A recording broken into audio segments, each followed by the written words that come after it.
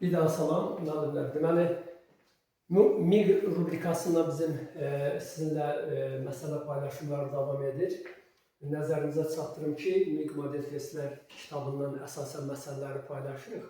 Amma bu həndəsə yəni məsələlər bura aid deyil deyə mən sizə bir həndəsə məsələsini başqa bir mənbədən təqdim edirəm. Bizim müəllimlərlə, MİQ-ə hazırlaşan müəllimlərlə keçirdiyimiz sınaqlarda belə bir məsələ var idi. Deməli, ABCD trapesiyasının oturacaqları verilib 9 və 4 santimetrdir. Deyək ki, ölçü aydın santimetr götürək. Sual. Oturacaqlara paralel olan və yan tərəfləri kəsən parça bu trapesiyanı iki oxşar trapesiyaya ayırır. Yəni, ayrılan, yaranan trapesiyalar oxşardır. Yəni, belə deyək, AMND trapesiyası oxşardır MBSN trapesiyasına. MBSN trapesiyasına. Bu iki trapesiya oxşardır. Həmin parçanın uzunluğunu tapmaq tələb olunur. Xatrinizdə varsa bir neçə bundan öncə MİQ-ə belə bir sualda düşmüşdü. Oturacaqlara paralel olan və yan tərəfləri kəsən parça sahəni yarı bölür. Həmin parçanın uzunluğunu tapın. Bir daha xatırladım ki, məsələn, bir dəfə mənim xatrimdə MİQ-də belə bir sual var idi.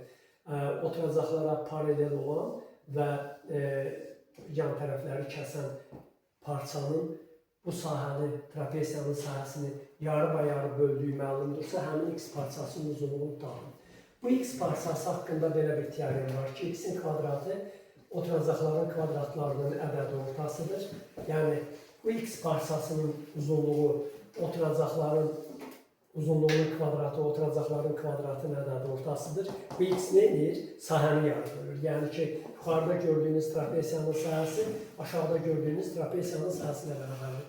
Hal-hazırda isə bizdən istənilir. O X parçasının uzunluğunu tapaq ki, həmin MN parçası yenə yan tərəfləri kəsir, oturacaqlara paraleldir. Amma trapesiyanı iki oxşar trapesiyaya ayırır. Yəni, AMND MBSN trapesiyasına bərabərdir. Məsələn, çox arzu olunandır ki, siz bu teoremdə isbatını biləsiniz.